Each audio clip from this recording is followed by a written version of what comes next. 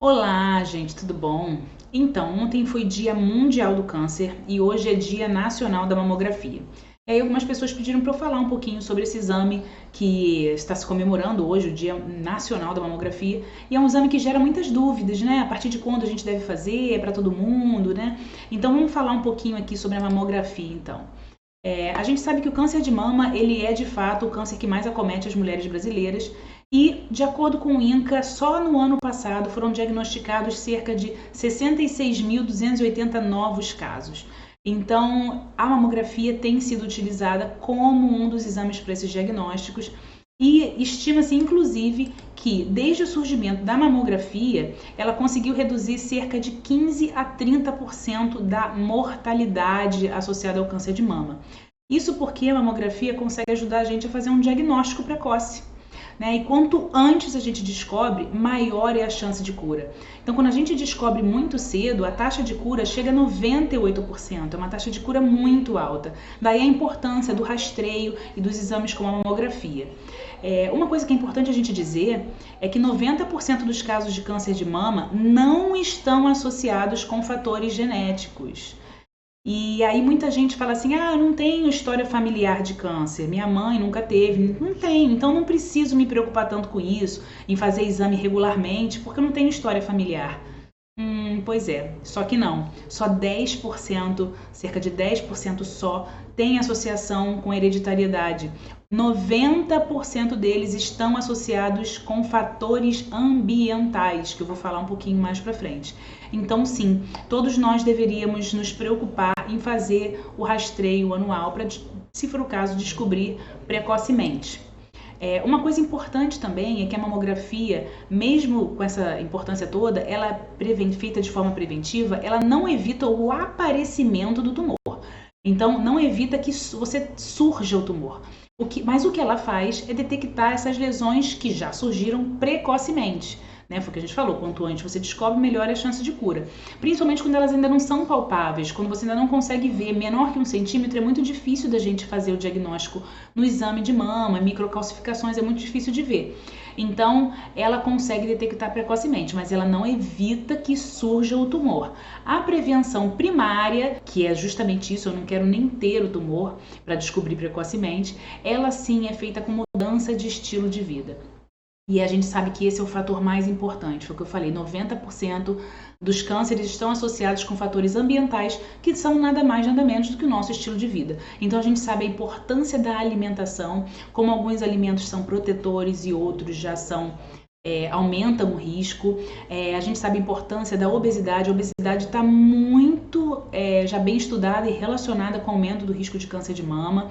É um dos principais fatores. Diabetes, a insulina altamente inflamatória, aumentando também o risco de câncer. O tabagismo e todas as outras toxinas que a gente está em contato. O sedentarismo, o estresse crônico, muito associado com o aumento do risco de câncer. Sono inadequado, tudo isso aumenta o risco de câncer de mama. Então, a prevenção primária a gente faz com a nossa vida, com o nosso estilo de vida. A prevenção secundária com os exames de rastreio. E quando e quem deve fazer a mamografia? A partir de quando? A Sociedade Brasileira de Mastologia orienta fazer anualmente a partir dos 40 anos. Para quem tem história familiar em primeiro grau, por exemplo, a minha mãe teve câncer de mama aos 60 anos.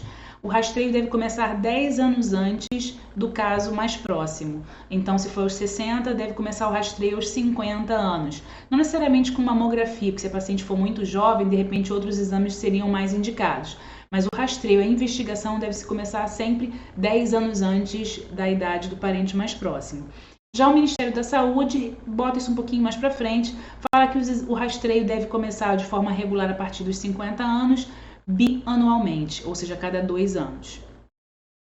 Só que mais importante do que a gente ter datas fixas, agora sim, fiz 40 anos e eu tenho que fazer anualmente, fiz 50 anos, eu tenho história familiar, essas datas elas são uma via de regra geral, mas a gente tem que aprender, uma coisa muito importante é individualizar cada caso, porque cada mulher tem um tipo de mama, e esse tipo de mama ela facilita ou dificulta alguns tipos de exame, como é o caso das mamas densas para mamografia, e é o que eu vou explicar aqui para vocês. A mamografia, um dos objetivos dela é ver isso daqui. Eu não sei se vocês conseguem enxergar, mas tá vendo um monte de pontinho branco aqui? São as microcalcificações. Isso é altamente suspeito de câncer. Esses pontinhos branquinhos. A mamografia ela é uma radiografia que vê através do tecido glandular, do tecido mamário. E quando o raio-x não passa, fica esse branquinho aqui. Né? Quanto mais duro o tecido, mais opaco fica. Então isso aqui é sugestivo de câncer. Só que, quando a gente tem uma paciente que tem uma mama muito densa, como é o caso desse caso D aqui, ó, que vocês estão vendo, tá vendo? 75% de densidade mamária. Como que eu consigo ver um pontinho branco desse daqui numa mama que já é toda branca, onde o tecido glandular é muito grande? Uma mama densa é uma mama que tem muito tecido glandular. Normalmente, pacientes jovens. Conforme a gente vai envelhecendo, a mama vai sendo lipossubstituída, sendo substituída por gordura, tecido gorduroso. Então isso aqui vai acontecendo, até chegar nesse nível aqui, onde tem menos do que 20% de tecido glandular e a mama já fica mais cinzinha, tá vendo? Isso facilita muito a visualização desses pontinhos branquinhos aqui. Se tiver algum pontinho branquinho aqui, eu consigo ver com mais facilidade. Até um nódulo, qualquer outra coisa, eu vejo muito mais fácil aqui. Agora, quando eu tenho uma mama aqui assim, já branquinha, já muito densa, é muito difícil dizer se tem alguma coisa aqui atrás. Por isso que a mamografia muitas vezes vem, eles chamam de categoria 0, indeterminada. Não consigo dizer se tem alguma coisa aí porque é uma mama muito densa.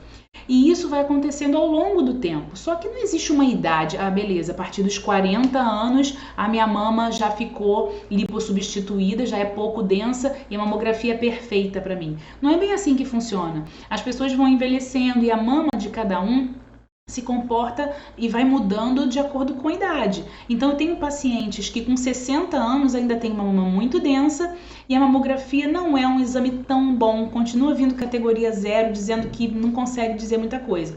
Para essas pacientes a gente tem que fazer o rastreio já com outros tipos de exame, né? Aí a gente tem que associar ultrassom, elastografia, termografia, ressonância, aí existem outros exames para quem tem a mama muito densa. Já tem outras pacientes que com, sei lá, 35, 40 anos, já tem uma mama lipossubstituída, uma mama pouco densa, onde a mamografia já é um exame bem interessante para ela. Então é muito importante a gente não esquecer de individualizar. Mais do é ter um médico que te acompanhe, que consiga avaliar que tipo de mama você tem e a partir de que momento aquele exame é de fato útil e válido, para que a gente não perca, por exemplo, o rastreio de uma paciente que tem uma mama muito densa, achando que a mamografia está normal, quando na verdade tem alguma coisa aqui atrás, entendeu? Então a mamografia é muito útil, sim, é muito importante, a gente consegue descobrir precoce, mas não para todo mundo, a gente precisa aprender a individualizar, né? E para fechar, eu fecho reforçando com vocês que a prevenção primária de fato é com estilo de vida, mudança de estilo de vida, e a prevenção secundária é feita com os exames de rotina. Se a gente junta essas duas coisas, a gente está no melhor dos mundos e a gente consegue reduzir o câncer de mama que tanto afeta a nossa população. Espero que tenha ajudado vocês com esse vídeo. Um beijo grande e até mais.